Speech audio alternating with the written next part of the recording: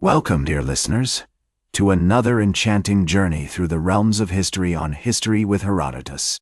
Today, we find ourselves wandering along the banks of the Arno River, in the heart of what would become one of Italy's most revered cities, Florence.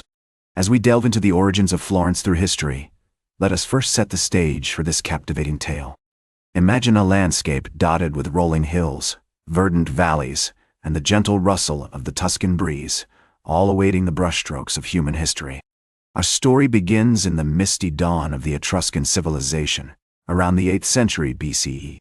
It was during this era that the first whispers of settlement appeared along the Arno, with the Etruscans laying the foundational stones of what would eventually become Florence.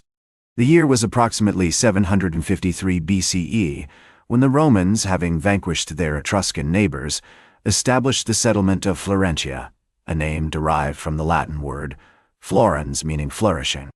This strategic location, nestled between the Arno River and the surrounding hills, would serve as a crucial outpost for Roman expansion into northern Italy.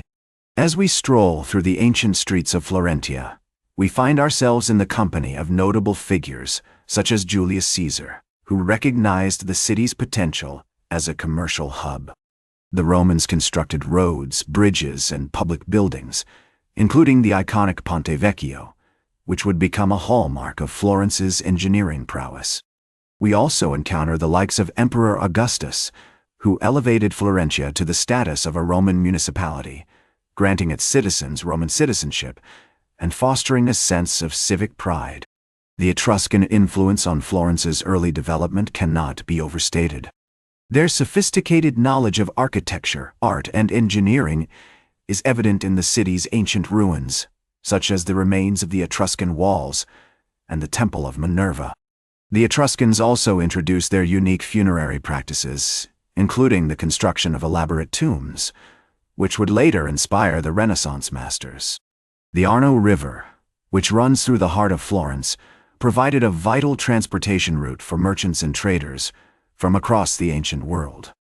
Goods, such as wine, olive oil, and textiles, were exchanged for precious metals, spices, and other exotic commodities, fostering a spirit of entrepreneurship and innovation that would come to define the city.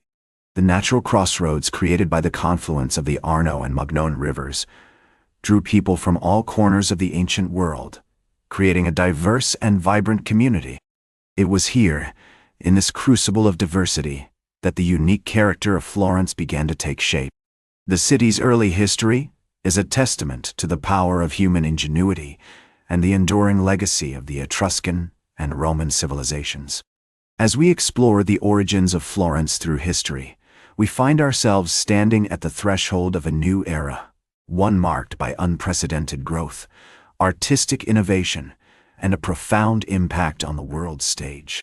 As we conclude our examination of Florence's earliest history, we begin to see the outlines of a city that would eventually give rise to some of the most iconic figures in human history. The seeds sown in this fertile soil would eventually bloom into a cultural and artistic renaissance, one that would leave an indelible mark on the world.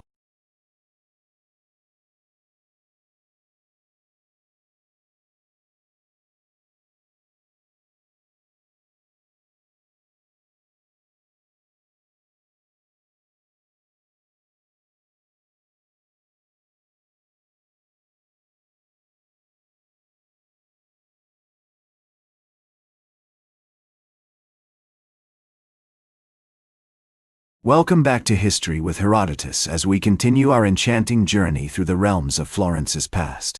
As we delve into the heart of Florence's most pivotal moments, we enter a realm of breathtaking beauty and intellectual fervor.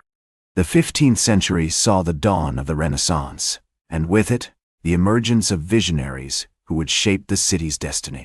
Men like Cosimo de' Medici, Lorenzo the Magnificent, and the incomparable Leonardo da Vinci left an indelible mark on Florence, transforming it into a beacon of creativity, learning, and innovation. Imagine strolling through the bustling streets of 15th century Florence, surrounded by the sound of chiseling stone, the smell of freshly cut marble, and the sight of towering cathedrals that seemed to touch the sky. The city was alive with artistic expression, as masterpieces like Michelangelo's David and Botticelli's Primavera began to take shape. The Uffizi Gallery, originally designed by Giorgio Vasari in 1550, would eventually become a treasure trove of Renaissance art, housing some of the most iconic works of the era. The Medici family, with their cunning politics and generous patronage, played a pivotal role in shaping Florence's cultural landscape. Their support of artists, thinkers, and innovators created a fertile ground for creativity to flourish.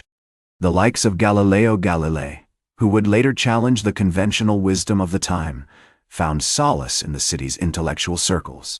The University of Florence, founded in 1321, became a hub of learning, attracting scholars from across Europe. As we explore this golden age of Florence, we find ourselves in the company of remarkable women like Lucrezia Tornabuoni, who not only managed the Medici family's financial affairs, but also penned her own poetry and literary works. The city's thriving textile industry, which produced some of the finest woolen fabrics in Europe, was largely driven by the entrepreneurial spirit of its merchants. The iconic Duomo, designed by Filippo Brunelleschi, stands as a testament to the engineering prowess of the Florentines. This terracotta-tiled dome, which dominates the city's skyline, is a masterpiece of Renaissance architecture. As we gaze upon its majestic form, we are reminded of the ingenuity and creativity that defined this era. As the Renaissance reached its zenith, Florence became a magnet for talent from across Europe. Artists, thinkers, and innovators flocked to the city, drawn by its reputation as a hub of creative expression. The likes of Sandro Botticelli, Domenico Ghirlandaio, and Perugino all contributed to the city's rich artistic heritage. As we conclude our exploration of Florence's most pivotal moments, we begin to see the outlines of a city that has left an indelible mark on human history. The seeds sown in this fertile soil would eventually bloom into a cultural and artistic legacy that continues to inspire us today. Welcome back to History with Herodotus as we conclude our enchanting journey through the realms of Florence's past. As the 16th century dawned, Florence began to face significant challenges that would eventually lead to its decline as a dominant cultural and economic power. The Medici family's grip on power began to loosen, and the city was plagued by internal conflicts, wars with neighboring states, and the devastating effects of the plague.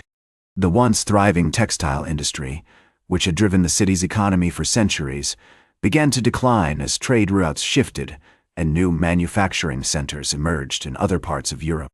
Despite these challenges, Florence continued to produce remarkable works of art and architecture.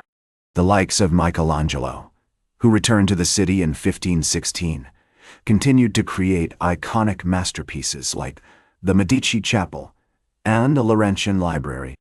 The Uffizi Gallery, now a testament to the city's rich artistic heritage, remained a hub of creative expression, attracting artists and intellectuals from across Europe. However, as the centuries passed, Florence began to lose its position as a center of innovation and learning. The University of Florence, once a beacon of intellectual curiosity, saw its influence wane as other institutions rose to prominence. The city's economy stagnated, and its population declined as many of its most talented citizens left in search of new opportunities. Yet, even as Florence declined as a dominant power, its legacy continued to inspire generations of artists, thinkers, and innovators. The city's timeless beauty, from the terracotta-tiled Duomo to the Ponte Vecchio, remained a source of wonder and awe, attracting visitors from across the world. The Medici family's patronage of the arts had created a cultural heritage that would continue to shape Western civilization for centuries to come. As we gaze upon the city's majestic landscape today, we are reminded of the ingenuity, creativity, and resilience that defined Florence during its most pivotal moments. From the Etruscan roots to the Renaissance flowering, this captivating city has left an indelible mark on human history. Its legacy continues to inspire us with its timeless beauty, intellectual fervor, and the boundless potential of the human spirit. In the words of the great Florentine poet, Dante Alighieri, "The noblest of all cities, Florence, is a place where art and nature blend in perfect harmony." As we conclude our journey through Florence's past, we are left with a profound appreciation for this remarkable city and its lasting impact on our world. Join me next time on History with Herodotus as we embark on a new journey of discovery, exploring the hidden corners and untold stories of human history. That's all for today's History with Herodotus. Remember to like, share, and subscribe. And until next time, remember that to understand the present, we must first understand the past.